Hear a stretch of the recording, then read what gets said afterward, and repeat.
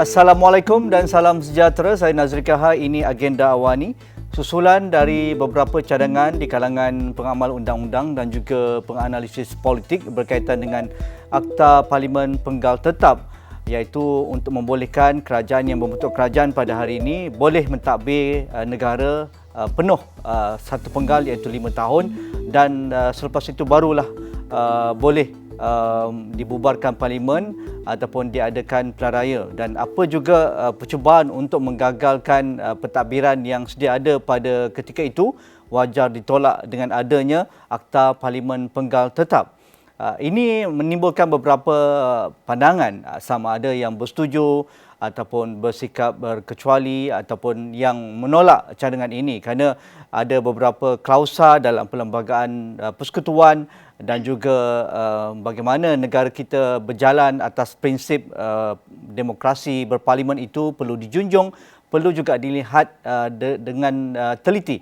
Walaupun akta-akta demokrasi yang lain ataupun yang sudah pun dilaksanakan seperti akta anti lompat parti dan sebagainya, ia seolah-olah ada kelompongan ataupun ada perkara-perkara yang perlu diperbaiki.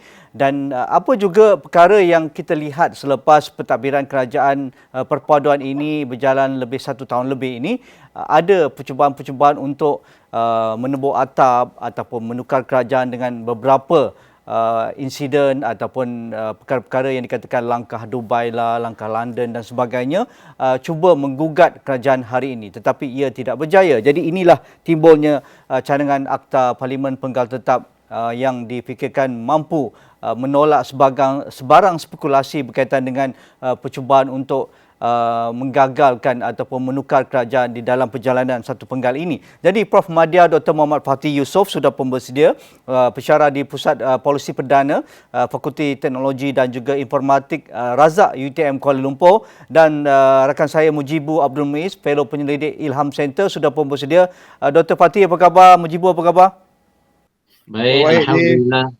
Okey, terima kasih. Dalam keriuhan kita bercerita tentang Akta Parlimen Penggal Tetap ini, mungkin sebagai permulaan, Prof Madya Dr. Muhammad Fathi, adakah ini sebagai satu cadangan yang perlu kita fikirkan secara serius, ataupun ia seolah-olah cuba kita herutkan sedikit perbincangan pada hari ini, kerana beberapa insiden yang dikatakan cuba menggagalkan kerajaan hari ini dan susulan daripada peristiwa kita yang kita lihat sejak pentadbiran Pakatan Harapan pada 2018, selepas itu jatuh, dan pertukaran beberapa Perdana Menteri, dan akhirnya kerajaan hari ini juga tubuh dengan konsesi beberapa koalisi politik dan sebagainya. Mungkin pandangan awal Dr. Fathi. Ya, Assalamualaikum warahmatullahi wabarakatuh. Terima kasih Haji Nazri dan juga rakan saya Mujibu. Bila bercakap soal Parlimen Penggal Tetap ini, sebenarnya dia adalah berkaitan dengan penjadualan pilihan raya, dan dalam konteks amalan demokrasi berparlimen di Malaysia, sebenarnya bila kita melaksanakan Parlimen Penggal Tetap, dia tidak semestinya mewujudkan jawatan Perdana Menteri yang mempunyai penggal yang tetap. Dalam konteks itu bermaksud walaupun kita wujudkan peraturan Parlimen Penggal Tetap, ia belum lagi menjadi satu jaminan bahawa tidak akan berlaku perubahan kerajaan sekerak jalan atau dalam tempoh pertengahan. Kerana sebenarnya peraturan seperti yang diperkenalkan di UK berkaitan dengan Parlimen Penggal Tetap ini bertujuan untuk memastikan bahawa pilihan raya itu dilaksanakan secara berkala dan pada waktu yang dapat ditetapkan secara berjadual, bagi mengelakkan kerajaan yang berkuasa mempunyai kebebasan untuk menentukan pilihan raya, tarikh pilihan raya yang dikatakan akan semestinya menyebelahi waktu-waktu yang pada saat mereka mempunyai sokongan yang tinggi. Ini merupakan salah satu isu yang dibincangkan di sanalah. Dan dalam konteks negara kita, Parlimen Penggal Tetap ini mungkin sebagai satu langkah yang perlu dibuat untuk mengurangkan politicking di kalangan parti-parti politik, supaya pilihan raya kita dapat dilaksanakan dalam tempoh 5 tahun sekali, dan tidak berlaku ketidakpastian dan ketidaktentuan di dalam menentukan tarikh pilihan raya, kerana kita saksikan sekarang ni apabila sampai tempoh matang satu parlimen tu 3 tahun atau 4 tahun, pelbagai Ya, ya. spekulasi muncul menyebabkan timbul situasi yang tidak tenang. Bahkan sekolah-sekolah pun terpaksa menunggu-nunggu bilakah diadakan pilihan raya, kerana mereka merancang untuk membuat program sekolah dan sebagainya terganggu, terjejas kerana sekolah-sekolah terlibat sebagai lokasi tempat pengundian dan sebagainya. Ini saya rasa antara perkara yang menjadi perhatian kita di dalam negara kita, supaya wujud parlimen penggal tetap agar pilihan raya dapat dilaksanakan dalam tempoh yang berjadual dan jelas waktunya. Ya, saya menarik. Saya suka apa yang dikatakan Dr. Mat Hati itu. Tetapi mungkin interpretasi bagi saudara Mujibu tentang Akta Parlimen Penggal Tetap ini. Ya, Ji. Terima kasih, Ji. Dan juga Dr. Fatih ya atas penerangan tadi. Dari satu sisi benarlah seperti mana yang Dr. Fatih terangkan, Akta Parlimen Berpenggal Tetap ini bagi membolehkan penjadualan pilihan raya itu, dan isu yang ditekankan di negara-negara maju dalam konteks ini lebih kepada kelebihan kerajaan itu untuk melakukan pilihan raya pada masa yang menyebelahi mereka. Namun dalam konteks kita di Malaysia, saya lebih melihat kepada apa yang berlaku dalam konteks Fixed Term Parliamentary Act yang diluluskan di UK, dan sudah juga akta ini dimansuhkan tahun lalu ya. Dalam konteks ini lebih melihat kepada kestabilan kerajaan itu, memandangkan Fixed Term Parliamentary Act di UK itu lebih memberi kelebihan kepada minority government yang memerlukan kepada kestabilan kerajaan, di mana Fixed Term Parliamentary Act ini membolehkan kerajaan minority itu untuk bertahan disebabkan ketiadaan majoriti yang diperlukan, dan membolehkan mereka fokus sehingga habis mandat yang ada bagi membolehkan kerajaan itu berfungsi dengan baik dan membetulkan apa juga yang diperlukan oleh kerajaan itu bagi melakukan perkara-perkara begitu. Jadi bila akta ini ditimbulkan, saya melihat cadangan itu daripada konteks itu, memandangkan apa yang berlaku pada ketika ini jelas adalah cabaran tentang keabsahan kerajaan ya, yang sedikit sebanyak menjejaskan tumpuan dan fokus mereka yang memerintah. Maka kalau ada Akta Parlimen Berpenggal Tetap ini, barangkali akan membolehkan kerajaan yang ada itu fokus sampailah sehingga mandat itu berakhir. Dan kita juga faham bahawa apa yang berlaku dalam konteks kerajaan campuran ini adalah satu gabungan ataupun pakatan secara strategik bagi membolehkan kerajaan dibentuk. Justru dalam hal ini kalau kita melihat secara menyeluruh ya, mekanisme bagi mempertahankan kerajaan itu sudah cukup ya, memandangkan mekanisme undi tidak percaya ataupun undi percaya kepada Perdana Menteri itu boleh dilakukan bagi membolehkan kerajaan itu bertahan. Namun kita lihat cubaan-cubaan nakal ini yang nak tebuk atap ya, yang nak tebuk dinding, yang nak melarikan pintu dan sebagainya, ini yang menjadikan fokus kerajaan itu terganggu. Maka ini dicadangkan sebagai mekanisme itu. Di sebalik kita juga melihat bagaimana Akta Lompat Parti itu sendiri barangkali tidak menjadi satu mekanisme yang komprehensif untuk menghalang perkara-perkara ini. Justru kalau kita melihat ini daripada perspektif UK, kita lihat bagaimana Akta Fixed Term Parliamentary Act itu juga sudah dimansuhkan tahun lalu, berdasarkan kepada bila parti politik itu sudah kembali kukuh, majoriti itu sudah kembali diperoleh oleh parti-parti yang memerintah ya, terutamanya bila parti konservatif itu kembali menjadi kukuh. Jadi barangkali ini juga mungkin akan berlaku dalam konteks Malaysia kalau Akta Parlimen Berpenggal Tetap itu dilaksanakan dalam konteks itu. Namun kalau kita boleh buat kesimpulan ya Haji dan Dr. Fatih ya, saya rasa kita tidak akan berbincang Akta Parlimen Berpenggal Tetap ini kalau semua ahli politik itu berjiwa besar, meletakkan kepentingan negara dan fokus dengan kerja masing-masing. Politik terhenti selepas pilihan raya, masing-masing sudah ada tanggungjawab yang diberikan.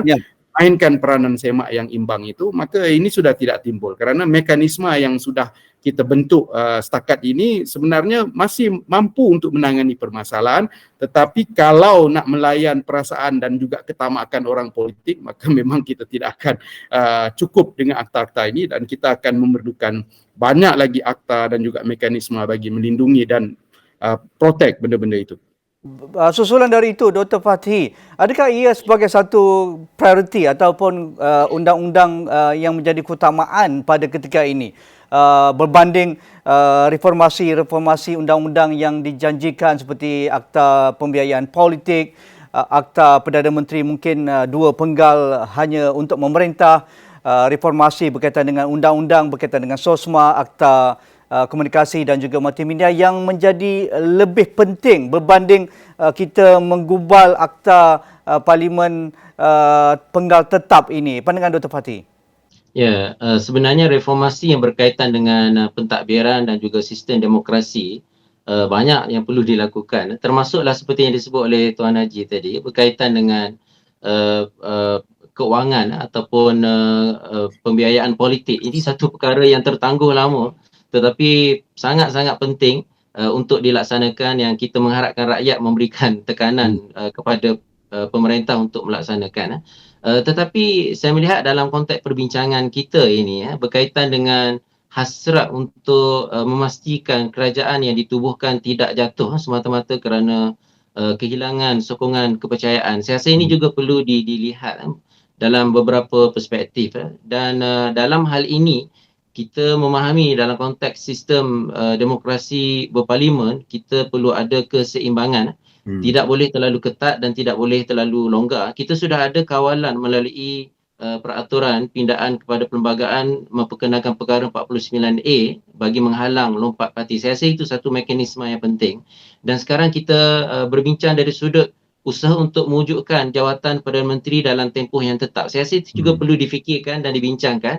Jadi kita tidak boleh menggunakan pakai secara mutlak apa yang pernah digunakan di UK dan kita mesti mengubah suai berdasarkan kepada situasi setempat kita. Cumanya jika sekiranya kita nak laksanakan, antara perkara yang perlu dipindah adalah peruntukan perkara 43 dalam kurungan 4, kerana sekarang ini berdasarkan perkara 43.4 itu peraturan atau perlembagaan membenarkan konsep hilang kepercayaan. Maksudnya di dalam peruntukan itu menyebut bahawa seorang Perdana Menteri yang tidak lagi mendapat kepercayaan majoriti anggota Dewan Rakyat hendaklah meletakkan jawatan atau meminta pembubaran parlimen. Jadi saya percaya itu adalah elemen yang menjadi teras kepada amalan demokrasi berparlimen. Maksudnya masih lagi wujud possibility di dalam negara kita ini seseorang Perdana Menteri hilang sokongan kepercayaan.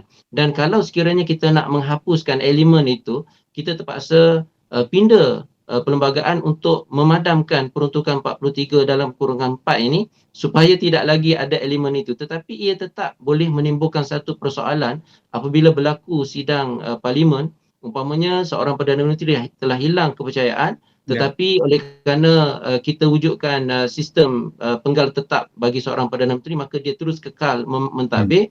Dan dalam situasi itu, bila wujud usul di parlimen atau Dewan Rakyat khususnya, mungkin usul kerajaan tidak dapat diluluskan kerana sokongan kepada Perdana Menteri sudah menjadi minoriti.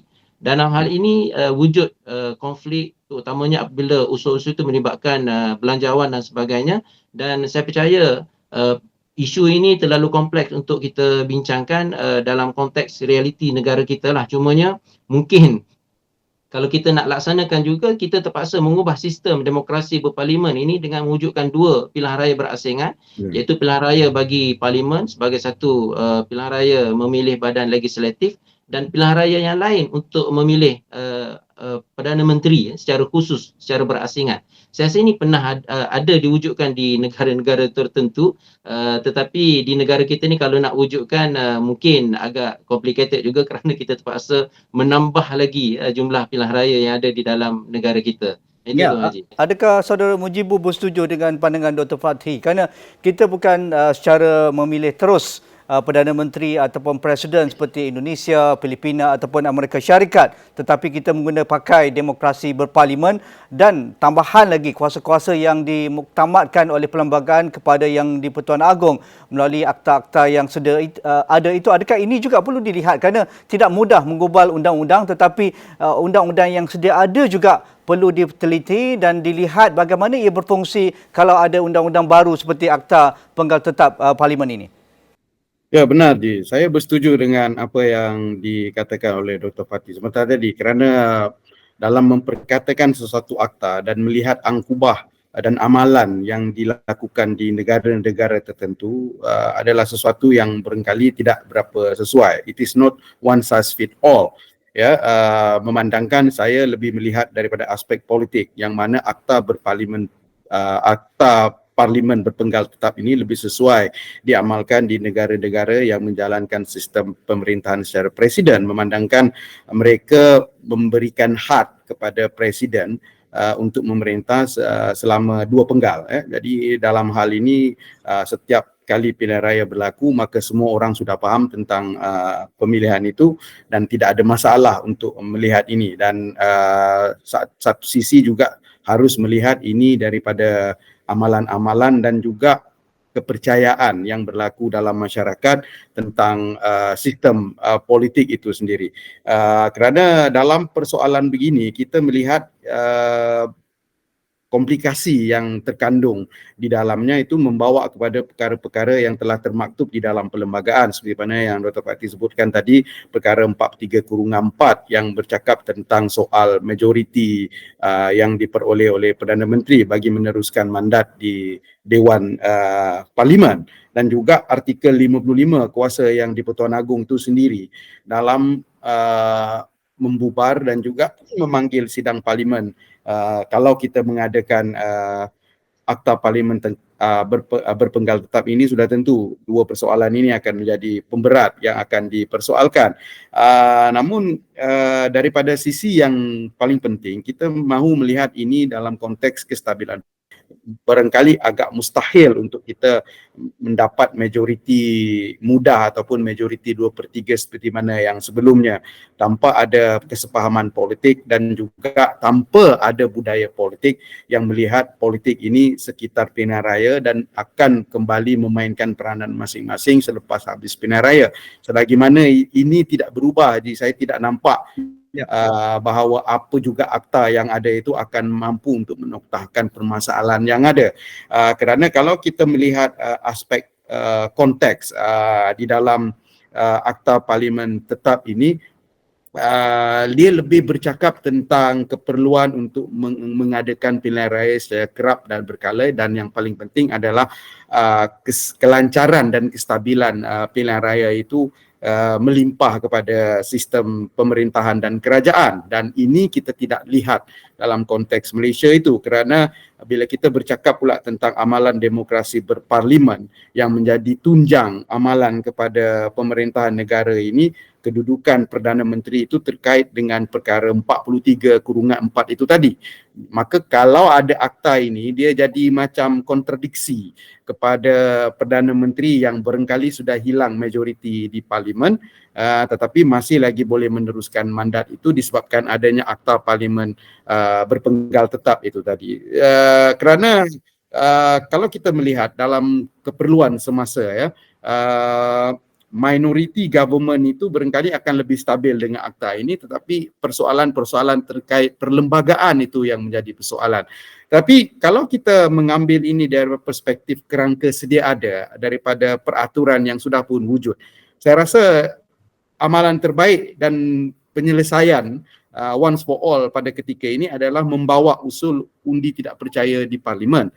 Nah, bagi saya kalau ini boleh dibawa dan apa juga keputusan yang berlaku dalam usul itu dihormati oleh semua pihak, dan daripada titik itu semua menoktahkan segala permasalahan dan membiarkan apa juga keputusan yang berlaku.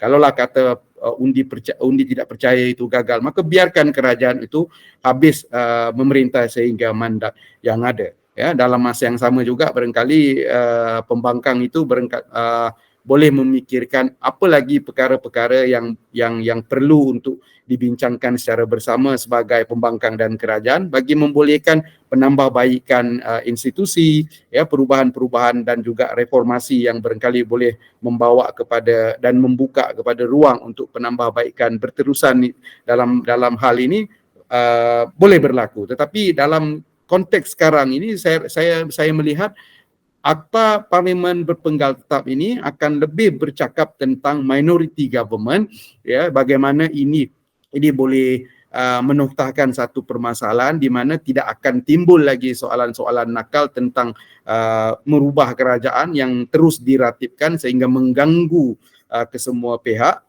dan dalam masa yang sama juga barangkali kita perlu untuk melihat Akta Parlimen Berpenggal Tetap ini dalam konteks penambahbaikan institusi seperti mana yang kita bincangkan sebentar tadi, ya, memberikan ruang kepada Perdana Menteri atau keterhatan ruang kepada Perdana Menteri supaya tidak mempunyai kuasa penuh untuk mengumumkan pilihan raya mengikut kesesuaian dan kelebihan mereka seperti mana yang kita tahu pada PRU 15 yang lalu, ya, bila kerajaan mengumumkan pilihan raya pada satu masa yang barangkali tidak disenangi oleh semua pihak, baik pembangkang dan juga rakyat, dan sudah tentu juga keputusan sebegini akan memberikan kelebihan kepada parti penyandang. Justru Akta Parlimen Berpenggal Tetap itu barangkali boleh memperbaiki dua permasalahan ini.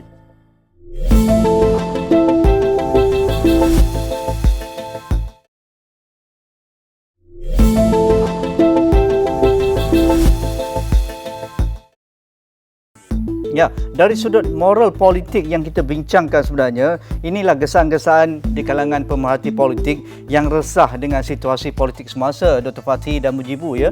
Kerana ini senario realiti politik yang tidak boleh kita nafikan bahawa lanskap politik Malaysia sudah pun berubah. Kerajaan yang mempunyai parti tunggal menguasai 2/3 di Parlimen sudah tidak ada lagi di Malaysia selepas beberapa seri pilihan raya umum sejak 2013, 2018 dan yang terkini PRU yang ke-15 itu. Jadi adakah ini realiti Malaysia yang mana-mana juga yang akan membentuk kerajaan tidak akan mendapat mandat besar untuk membentuk simple majority di Parlimen, dan akhirnya inilah situasi yang sentiasa diadu dombakan ataupun dicanangkan bahawa kerajaan ini akan tumbang. Kerajaan ini hanya persetujuan atas kertas. Kerajaan ini tidak boleh mendakwa mereka adalah kerajaan yang absah mendapat mandat penuh di kalangan rakyat tetapi atas persetujuan koalisi mereka. Jadi realiti inilah cuba kita baca untuk masa akan datang. Bagaimana juga pada pandangan Dr. Fathi dengan apa juga akta-akta yang akan datang untuk kita lihat, ia tidak akan menutup ruang-ruang untuk menebuk atap ataupun menumbangkan kerajaan jika reformasi institusi berkaitan dengan hak ahli parlimen untuk mendapatkan peruntukan adil di semua kawasan sama ada di kalangan penyokong kerajaan ataupun pembangkang.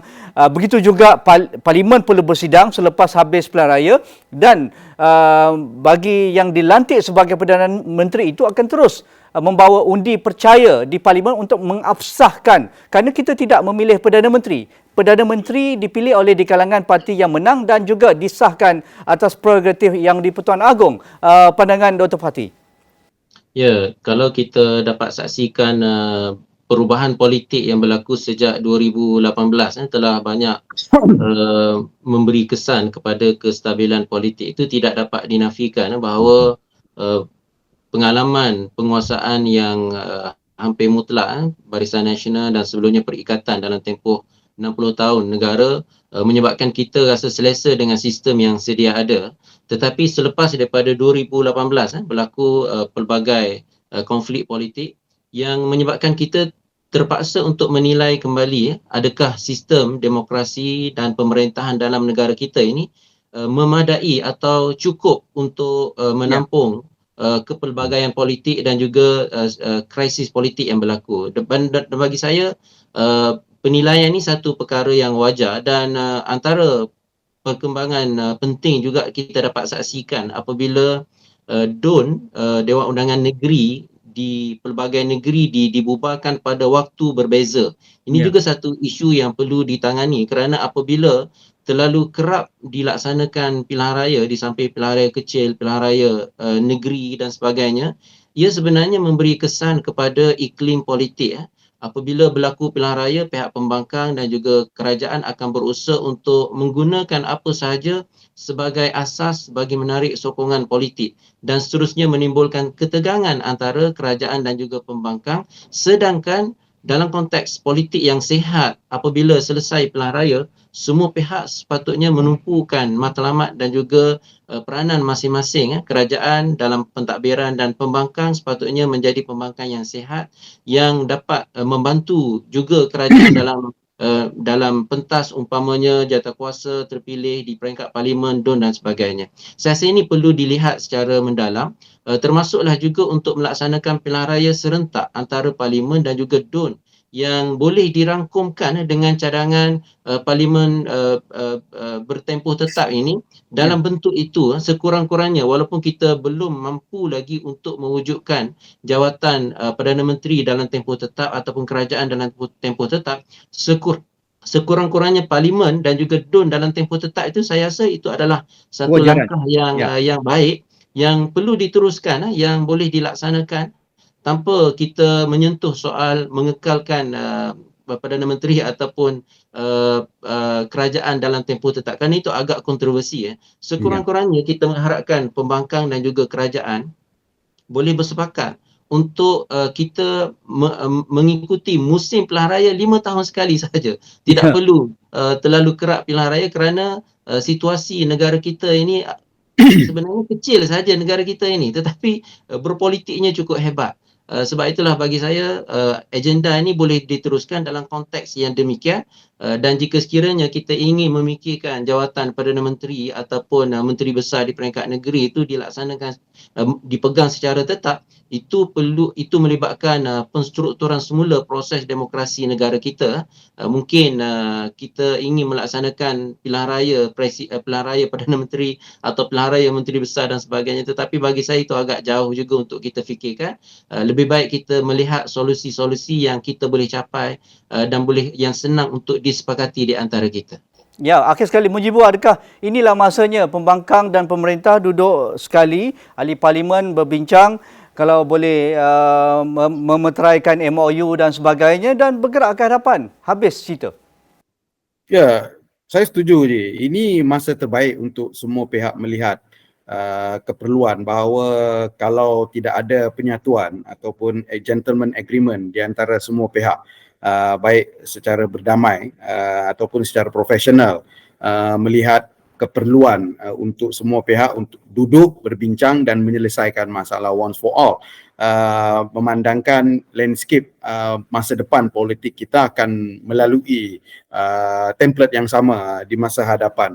Justru kita juga melihat bahawa kontradiksi dalam konteks rule of the game, demokrasi, keperluan untuk satu pihak mendapatkan majoriti dan kestabilan politik itu menjadi teras kepada politik mana-mana negara. Namun pada ketika ini konsep itu sudah semakin terhakis dan semakin mencabar.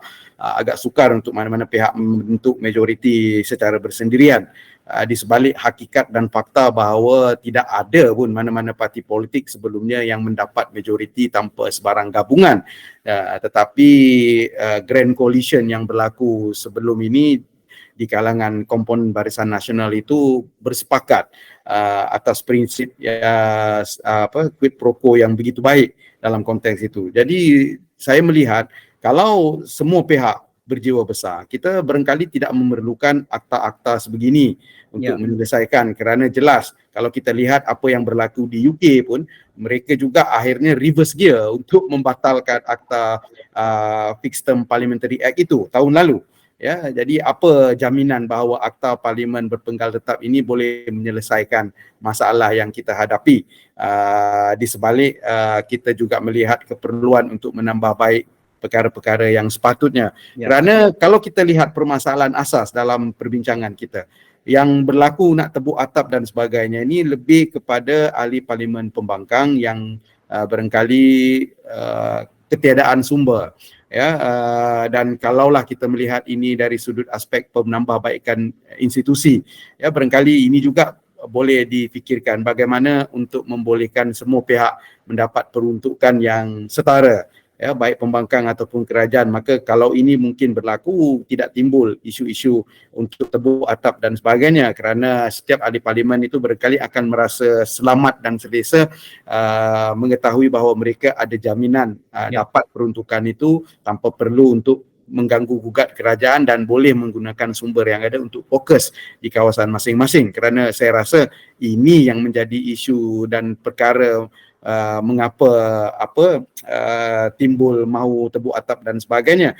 Kerana jelas yang diperlukan adalah kesepakatan, dan kesepakatan itu perlu membawa kepada kestabilan politik.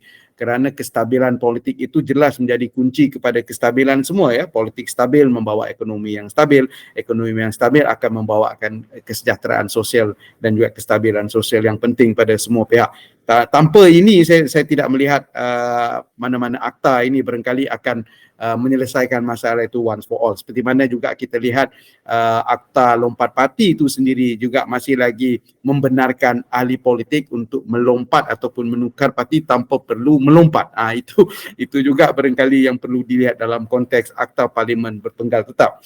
Namun kalau kita melihat ini daripada aspek untuk mengurangkan kuasa Perdana Menteri dalam konteks mengumumkan pilihan raya dan memberikan kelebihan kepada parti yang menjadi kerajaan dalam konteks akta parlimen berpenggal tetap, itu perlu dipikirkan bagi membolehkan kita memberikan penambahbaikan berterusan kepada amalan sistem politik dan demokrasi kita di Malaysia ini. Jadi itu tadi perbincangan kami berkaitan dengan Akta Parlimen Penggal Tetap. Adakah ia merupakan satu keperluan pada hari ini ataupun perlu dilakukan perbincangan yang lebih lanjut? Apakah maksud Akta Parlimen Penggal Tetap yang boleh menyelesaikan polemik politik yang berlaku di negara kita? Jadi terima kasih Profesor Madya Dr. Muhammad Fathi Yusof dan juga saudara Mujibu Abdul Muiz, Fellow Penyelidik Ilham Center. Jadi itu saja bersama saya Nazri Kahar malam ini. Assalamualaikum, insya-Allah kita jumpa lagi.